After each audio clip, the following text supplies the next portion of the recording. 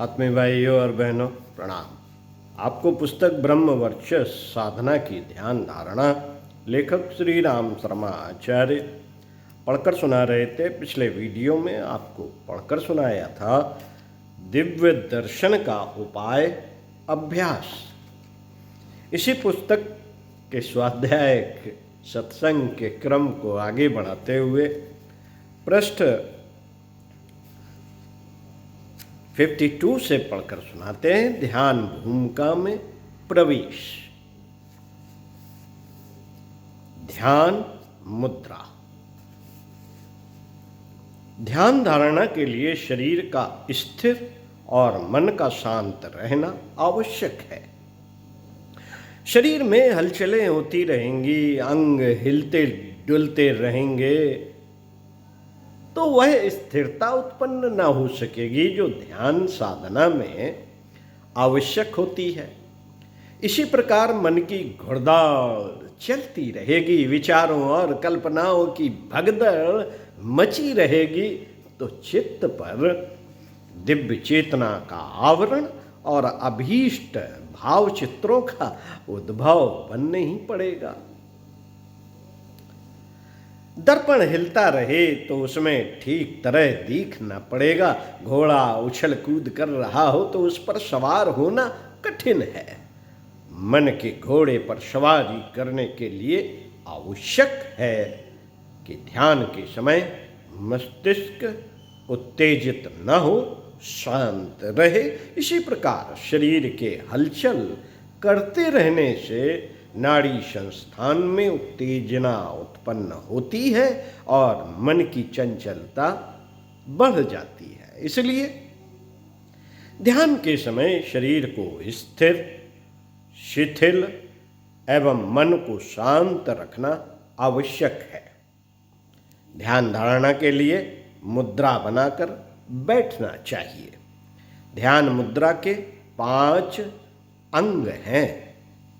Number 1 स्थिर शरीर, number 2 शांत चित्त, नंबर 3 कमर सीधी, नंबर 4 दोनों हाथ गोदी में, बायां नीचे दाहिना ऊपर, नंबर 5 आंखें बंद। पालथी सामान्य रीत से मारनी चाहिए। पद्मासन, सिद्धासन आदि पर 45 मिनट तक बिना दबाव अनुभव किए बैठे रहना कठिन है। पैरों पर तनाव दबाव उत्पन्न हो तो ध्यान ठीक तरह लग नहीं सकेगा। इसलिए साधारण पालथी मारकर सुखासन से बैठना ही उचित है।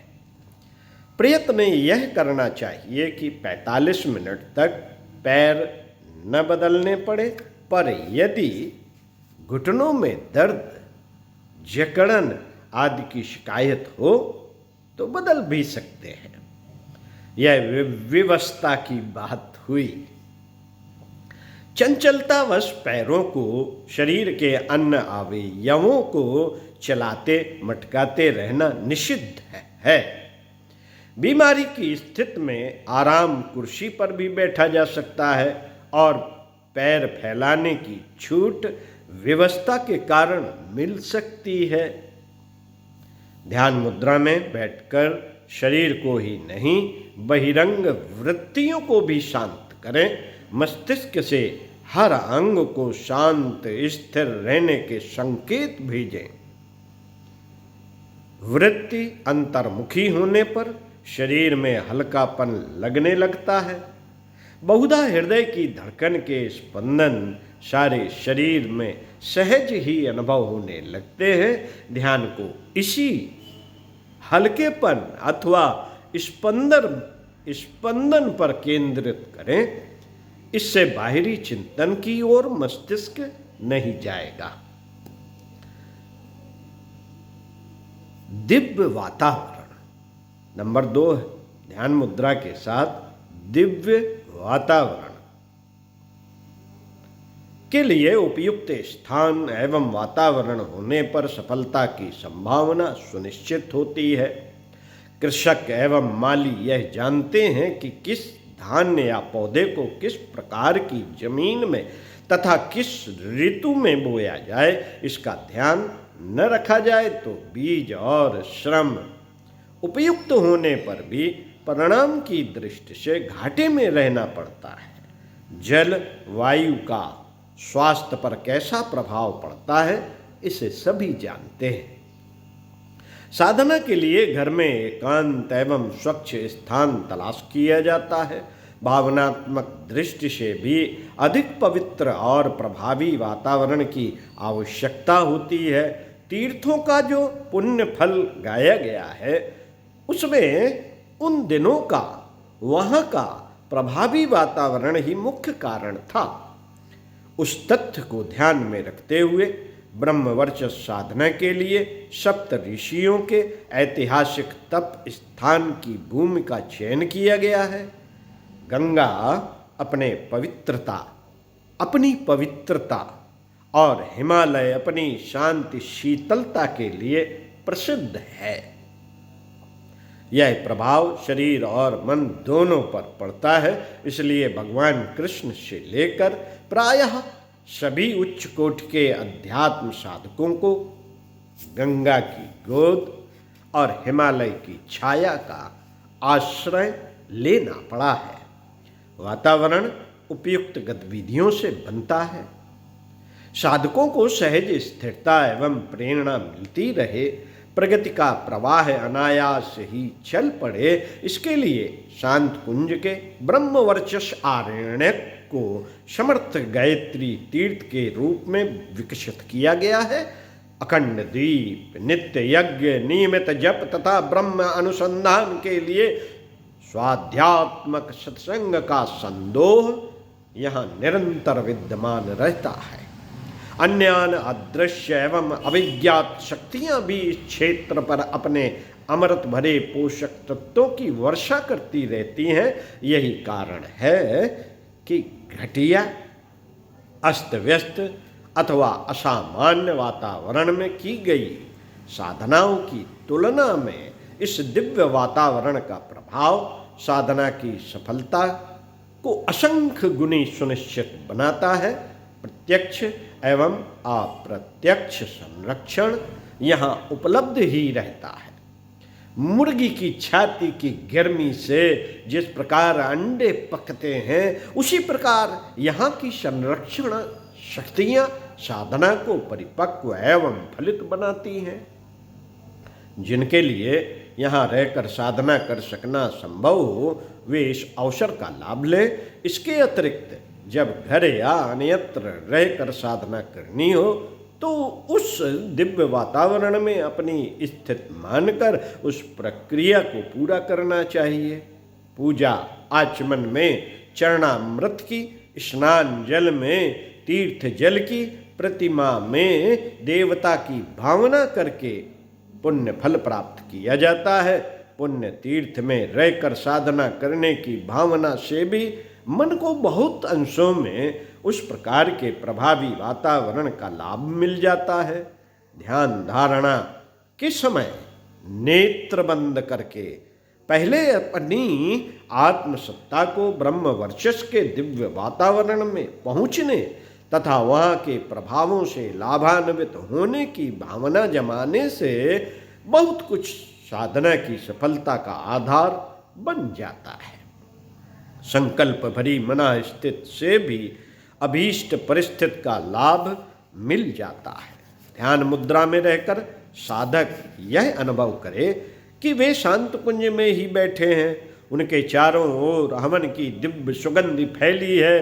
गंगा की शीतलता सर्वत्र व्याप्त है। ऋषियों पवित्र आत्माओं के प्रभाव से वातावरण में दिव्य आलोक भरा है। अपने चारों ओर दिव्य सत्ताओं का तेजो वलय एक दिव्य कवच के रूप में घेरा डाले हुए हैं। उन सबके संयुक्त प्रभाव से अंदर से दिव्य भावों तरंगों की हिलोने सी उठ रही है।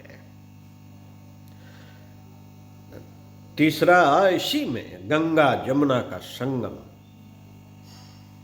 करने के लिए आइए सुनते हैं ब्रह्मवर्चस्व साधना के अंतर्गत की जाने वाली ध्यान धारणा के दो पक्ष हैं। एक, दिव्य सत्ता की प्रेरणा एवं इच्छा योजना के आधार पर यह प्रक्रिया चलती है, उसके द्वारा प्रेषित किए गए दिव्य अनुदान। नंबर 2, साधक के स्वकल्पित भाव चित्र। इस प्रकार इस प्रयोजन में दो व्यक्तित्वों का समान सहयोग एवं योगदान बनता है। साधना की सफलता के लिए यह संगम अतीव फलप्रद सिद्ध होता है। छात्र अपने श्रम और मनोयोग से पढ़ता, अच्छे नंबरों से पास होता, श्रेय प्राप्त करता और उसके सत्परिणामों से लाभान्वित होता है। इतने भर भी उसकी सफलता के पीछे अभिभावकों द्वारा साधन सुविधा जुटाने तथा कुशल अध्यापक द्वारा रुचिपूर्वक पढ़ाने का सहयोग भी अति महत्वपूर्ण भूमिका प्रस्तुत करता है। यदि अभिभावक भोजन, वस्त्र, पुस्तक, कॉपी, फीस, स्कूल का चयन, विषय निर्धारण आदि का मार्गदर्शन सहयोग न करे तो अपने बलबूते स्वावलंबन पूर्वक साधन जुटाना और पढ़कर अच्छी सफलता पाना कठिन हो जाएगा। इसी प्रकार यदि अध्यापक का योगदान न मिले तो अपने आप पढ़ते रहने और पास होते रहने की स्थिति कष्ट साध्य और संदिग्ध रह जाएगी। कुछ विषय तो ऐसे होते हैं जिनमें अध्यापक के बिना कुछ संभव ही नहीं। शिल्प, संगीत, सर्जरी, इंजीनियरिंग आदि के छात्रों को यदि क्रियात्मक शिक्षण न मिले तो उनकी प्रगति अवरुद्ध ही पड़ी रहेगी। ब्रह्मवर्चस्व की ध्यान धारणा के साथ साधक द्वारा निर्देशित भाव चित्रों को अपने कल्पना लोक में जमाना और उभारना तो मुख्य एवं आवश्यक है ही, पर उसके साथ ही निर्देशकर्ता के मनोबल एवं प्रेरणा स्रोत का आत्मबल संपन्न अनुदान भी कम सहायक सिद्ध नहीं होता। जहाँ भी इस प्रकार के सुयोग बनते हैं वहाँ सफलता की संभावना अधिक बढ़ जाती है। इसलिए इसे त्रिवेणी संगम की उपमा दी गई। यह ध्यान साधना विशिष्ट आत्माओं को अपेक्षाकृत अधिक सुनियोजित रीत से लक्ष्य तक पहुंचा देने की योजना है। संस्कारवान व्यक्ति ही इसमें देर तक ठहर सकेंगे। संस्कारवान व्यक्ति ही इसमें देर तक ठहर सकेंगे। अपरिपक्व मनोभूमि के चंचल चित्त एवं दुर्बल आस्था वाले इतना प्रकाश ग्रहण एवं धारण न कर सकेंगे। जो ठहरे उन्हें समुचित लाभ मिले, इस लाभ को ध्यान में रखते हुए ब्रह्मवर्चस्व साधना के छात्रों को अभिभावक और अध्यापक की भूमिका निभाने वाली विशिष्ट शक्तियों की सहायता सम्मिलित की गई है। एकाकी साधक गंगा है। एकाकी साधक गंगा है, उसका प्रयत्न नदी की धारा कहा जा सकता है। इसमें यमुना सरस्वती का सहयोग और मिल जाने से तीर्थराज प्रयाग बनता है और उस संगम का पुण्य फल अत्यधिक बढ़ जाता है। प्रस्तुत साधना का सत्परिणाम भी इसी स्तर का है। दिव्य वातावरण के बीच प्रफुल्ल चित्त उत्साहित साधक अनुभव करें कि वे अकेले नहीं हैं।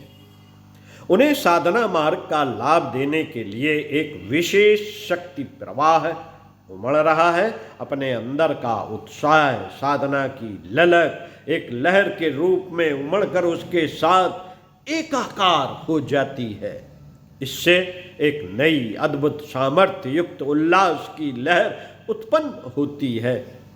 साधना क्षेत्र में बड़े से बड़ा कदम बढ़ाने का आत्मविश्वास साहस जाग जाता है। अब आते हैं भाव समाधि। शांति और समाधान की दो स्थिति होती है, एक शरीरगत निद्रा, दूसरी मनोगत समाधि। मानसिक समाधान को शांति, स्थिरता, संतुलन को समत्व, साम्य, स्थित, प्रज्ञता एवं समाधि कहते हैं। यह स्थित प्राप्त होने पर उसमें साधना के बीजांकुर भली प्रकार जमते एवं परिपुष्ट होते हैं। शरीर का समाधान निद्रा से होता है। सभी जानते हैं कि निद्रा की आवश्यकता आहार से कम नहीं होती। योग निद्रा का अर्थ है शरीर की उद्विग्नता और तनाव की स्थिति को संकल्प के सहारे हटा दिया जाना। यूं वह स्थिति गहरी नींद में ही प्राप्त होती है, पर शिथिलीकरण मुद्रा, शवासन, शरीर निश्चेष्ट होने के संकल्प द्वारा भी इसे प्राप्त किया जा सकता है। इस संकल्प तंद्रा को योग निद्रा कहते हैं। इसमें शरीर तो तनावहीन हो ही जाता है, किंतु संकल्प जागृत रहता है। संकल्प भी शिथिल हो जाए तो वह स्थिति सामान्य निद्रा की हो जाती है। ध्यान धारणा में शारीरिक तनाव दूर करने के लिए यह स्थिति जितनी मात्रा में प्राप्त हो सके उतनी ही उत्तम।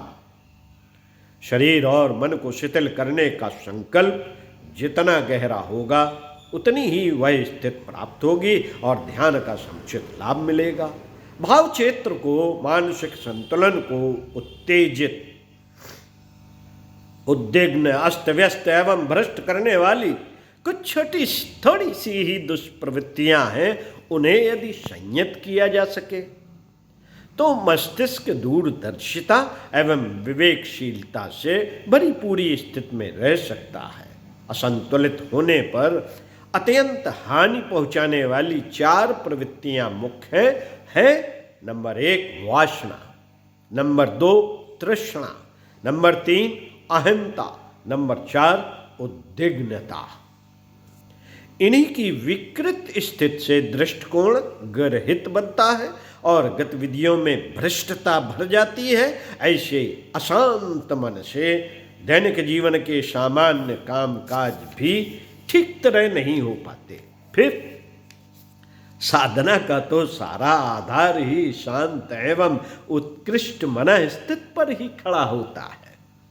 तूफान और भवन में फंसकर नावें डूबती हैं। आंतरिक अशांति से पूरा जीवन ही नारकी एवं कुमार्गामी बन जाता है। ध्यान धारणा के समय इन चारों का प्रकोप न हो, पीछे भी उनका आक्रमण न हो, इस उद्देश्य से ब्रह्मवर्चस्व ध्यान साधना में इन शत्रुओं के खतरे से मन को सावधान किया जाता है और उन्हें प्रकोप से बचाए रहने वाली शांत शीतलता का आवाहन किया जाता है। यह संकल्पित लक्ष्मण रेखा यदि सुस्थिर बनी रहे तो चित्त में समाधि जैसा समाधान प्रतीत होता है और लक्ष्य की दिशा में ध्यान की सही प्रगति होने लगती है।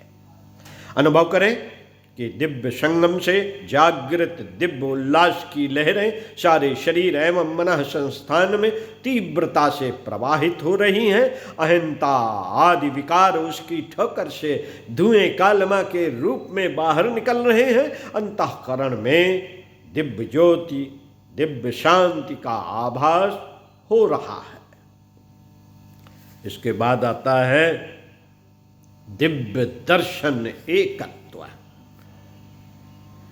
दिव्य दर्शन का अर्थ है प्रकृति के पदार्थ साधनों के महत्व एवं आकर्षण से आगे की चेतनात्मक उत्कृष्टता की झांकी।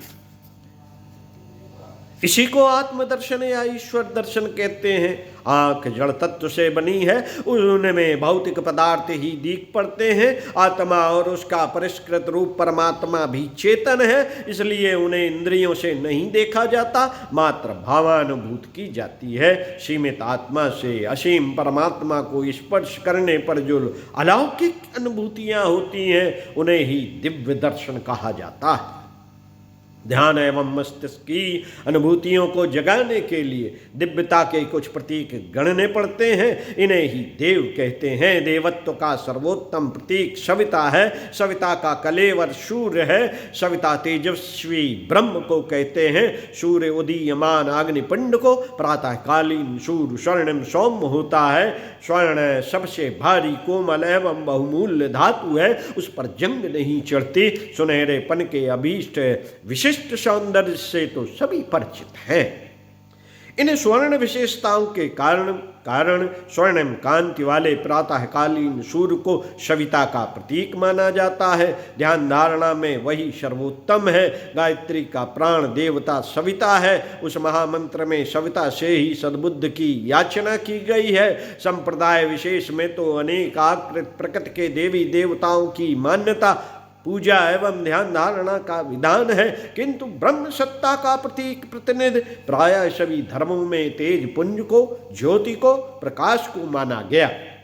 सूर्य उसका सर्वश्रेष्ठ प्रतीक है। अग्नि को भी उसी का प्रतीक मानकर धूप दीप अग्निहोत्र आदि के रूप में उसकी पूजा प्रतिष्ठा की जाती है। प्रकाश ध्यान के अनेक विधानों को प्रकारांतर से सूर्य पूजा ही समझा जा सकता है।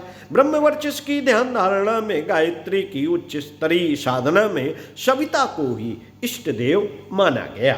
उसी को लक्ष्य, उपास्य एवं आराध्य भी कहते हैं। सविता को नियमितता, श्रम, संलग्नता, प्रकाश, वितरण, जीवन दान, विकृति, विनाश, जागरण, एकाकी विचरण, मार्गदर्शन आदि असंख्य ऐसी विशेषताओं का पुंज माना गया है जो मनुष्य के लिए ग्रहणीय एवं अनुकरणीय है। किंतु सबसे बड़ी सर्वोपरि विशेषताएं दो ही हैं। नंबर 1 प्रकाश, नंबर 2 गर्मी। इनमें से प्रकाश को ज्ञान, प्रज्ञा, विवेक का और गर्मी को अग्नि, ऊर्जा एवं शक्ति का प्रतीक माना गया। इन्हीं दो आधारों को जीवन लक्ष्य तक पहुंचाने वाली दो टांगे कह सकते हैं। ज्ञान को आत्मिक और बल को भौतिक शक्ति कह सकते हैं। ज्ञान को ब्रह्म और शक्ति को वर्चस्व कहते हैं। इन दोनों का समन्वय ब्रह्म वर्चस्व है। यह सविता का नाम है। ज्ञान की आध्यात्मिक और बल की भौतिक शक्ति का इसमें समन्वय है। सर्वोतमुखी प्रगति के लिए इन दोनों ही सामर्थ्यों को उपार्जित करना पड़ता है। सविता उपासना से इन दोनों ही उपलब्धियों के लिए प्रयत्नशील रहने का संकेत है। इष्ट को, सूर्य को इष्ट देव मानने का अर्थ है उसमें सन्निहित विभूतियों को उपलब्ध करने का लक्ष्य निर्धारित करना, इनकी उपासना आराधना करना। उपासना आराधना अर्थात आकांक्षा और चेष्टा। ब्रह्म वर्चस्व की ध्यान धारणा में सविता की झांकी दिव्य नेत्रों से की जाती है। साथ ही उसकी सत्ता को, विशेषता, समूह को जीवन का लक्ष्य एवं इष्ट माना जाता है। साथ ही सन्निहित विभूतियों को उपास्य आराध्य घोषित करते हुए उस प्रयास में संलग्न होने का साहस संजोया जाता है। सविता का दिव्य दर्शन आंखें बंद करके दिव्य नेत्रों से दर्शन करने की प्रक्रिया के पीछे इन्हीं आधारों का समावेश है। दर्शन स्थापना है। उसकी पूर्णता, घनिष्ठता को बढ़ाते बढ़ाते एकता के स्तर तक पहुंचाने पर होती है। मंदिरों में देव दर्शन करना यह प्रथम चरण है। देवताओं में साधना, श्रद्धा और गहन भक्ति भावना से उस एकत्व अद्वैत की स्थिति विनिर्मित होती है जिसमें भक्त और भगवान के बीच प्रत्यक्ष आदान प्रदान चल पड़ते हैं। दो तालाबों को किसी नाली द्वारा परस्पर संबद्ध कर दिया जाए तो दोनों के पानी का स्तर समान हो जाता है। भक्त और भगवान भी इस सघन श्रद्धा भक्त के आधार पर एक होते हैं। दोनों की आकांक्षा, दृष्टि एवं गतिविधियों में जितनी एकता, एक रूपता बनती जाती है उसी अनुपात से दोनों की सत्ता भी समान गुण धर्म की बनती चली जाती है। ऐसे भक्त, ऐसे सच्चे भक्तों का स्तर भी प्रायः भगवान के समतुल्य ही हो जाता है। उन्हें अवतार ऋषि आदि नामों से संबोधित किया जाता है। आत्म संतोष एवं सृष्टि संतुलन की दृष्टि से भी उनकी स्थिति अत्यंत उच्च स्तरीय होती है। एकत्व वह स्थित है जिसे ईश्वर प्राप्ति, बंधन मुक्ति आदि नामों से जाना जाता है। वेदांत दर्शन में इस स्थिति को अद्वैत कहा गया है। इसमें द्वैत मिटता है, भिन्नता समाप्त होती है, अद्वैत बनता है, एकता की वह आकांक्षा पूर्ण होती है जिसके लिए गंगा रूपी आत्मा परमात्मा रूपी समुद्र से मिलने के लिए आतुरता पूर्वक दौड़ती और उद्विग्न रहती है। गंगा सागर का संगम तीर्थ स्थान है। आत्मा और परमात्मा का मिलन जब अद्वैत स्थित बनता है तो जीव को ब्रह्म रूप में और ब्रह्म को जीव रूप में देखा जा सकता है। इसी स्थिति को शास्त्रकारों ने सोहम, शिवोहम, अयमात्म ब्रह्म, तत्वमसि आदि शब्दों में व्यक्त किया। इस स्थिति को प्राप्त करने का एकमात्र उपाय समर्पण समर्पण है। इस स्थिति में साधक अपनी निजी आकांक्षाएं त्यागता है और ईश्वरीय इच्छा को अपनी आकांक्षा मान लेता है। जब वासना, तृष्णा और अहिंसा में से एक की पूर्ति के लिए भी उद्विग्नता, आतुरता नहीं रहती, लोभ और मोह में एक भी विचलित नहीं करता, संकीर्ण स्वार्थपरता का स्थान उदात्त परमार्थ ग्रहण कर लेता है, अपने को बांसुरी मानकर वादक के होठों से चिपका देता है, कठपुतली की तरह अपने धागे बाजीगर की उंगलियों के साथ जोड़ देता है। यही आत्मसमर्पण है। इसी को विलय, विसर्जन, समन्वय, समापन कहा जाता है। नाला गंगा में मिलकर गंगा बन जाता है। बूंद की तुच्छ सत्ता इसी आधार पर समुद्र बनने का गौरव अनुभव करती है। ईंधन आग के साथ मिलकर अग्नि रूप बनता है। पतंगा दीपक की लौ में आत्मसात हो जाता है। इसी प्रकार भक्त भगवान में अपने अहम का विलय विसर्जन करता है। शरणागत का तात्पर्य है आश्रय ग्रहण करना। आश्रय का अर्थ यहाँ सुरक्षा नहीं वरन स्वामी की आकांक्षाओं के अनुशासन के आश्रित हो जाना है। लोहा चुंबक से सटे रहने के उपरांत अपने में भी चुंबकीय विशेषता उत्पन्न कर लेता है। चंदन के समीप उगे पौधे तक सुगंधित हो जाते हैं। नमक पानी में घुलकर अपनी सत्ता का विसर्जन कर देता है और तद्रूप हो जाता है। भक्त में भगवान की विशेषताएं गरमाए प्रकट होने लगे तो समझना चाहिए कि समर्पण का एकत्व प्रयोजन पूर्ण होने जा रहा है। सभ्यता के अनेकानेक सद्गुणों में से साधक के व्यक्तित्व, ओजस, तेजस, वर्चस जैसे जितने गुण प्रकट होते चले उतने ही में समर्पण सार्थक हुआ समझना चाहिए। भावना करें हमारा मुख पूर्व दिशा को है। सामने प्रातःकाल का स्वर्णिम सूर्य उदय हो रहा है। सविता का तेज, गायत्री का प्राण स्वर्णिम आभा रूप में सारे ब्रह्मांड में हमारे चारों ओर भर रहा है। हम स्वर्णिम प्रकाश के समुद्र के मध्य में किसी जल जीव की तरह स्थिर हैं। स्वर्णिम सविता के प्रति अपने सर्वाधिक प्रिय स्नेही इष्ट का भाव चढ़ाएं, भाव बढ़ाएं। वह हमारे परम कल्याण के लिए दिव्य ऊर्जा ब्रह्म वर्चस का विस्तार कर रहा है। अपनी दिव्य किरण रूपी बाहों में हमें हमारी आत्म चेतना को गोद में उठा लेने को, आत्मसत्ता आत्मसात कर लेने को आतुर है। हमारी आत्म चेतना भी उसकी ओर लपकती है। जैसे आसपास लाने पर दीपकों की ज्योति एकाकार हो जाती है, दीपक पतंग की तरह, वायु गंध की तरह हम उससे लिपट कर एकाकार हो जाते हैं। आगे आगे ईंधन की तरह, बिंदु सिंधु की तरह एक रूप हो रहे हैं। अद्भुत आनंद की अनुभूति हो रही है। ओम शांति। इसी क्रम में अगले स्वाध्याय सत्संग में पढ़कर सुनाएंगे पंचकोशों का स्वरूप, अन्नमय कोश का स्वरूप, वगैरह वगैरह सभी कोषों का स्वरूप बताएंगे। ओम शांति। सुनते रहिए कुछ अच्छा और पढ़ते रहिए कुछ अच्छा। ध्यान धारणा साधना ब्रह्म वर्चस्व साधना में अपनी रुचि पैदा कीजिए और करना शुरू कर दीजिए। ओम शांति।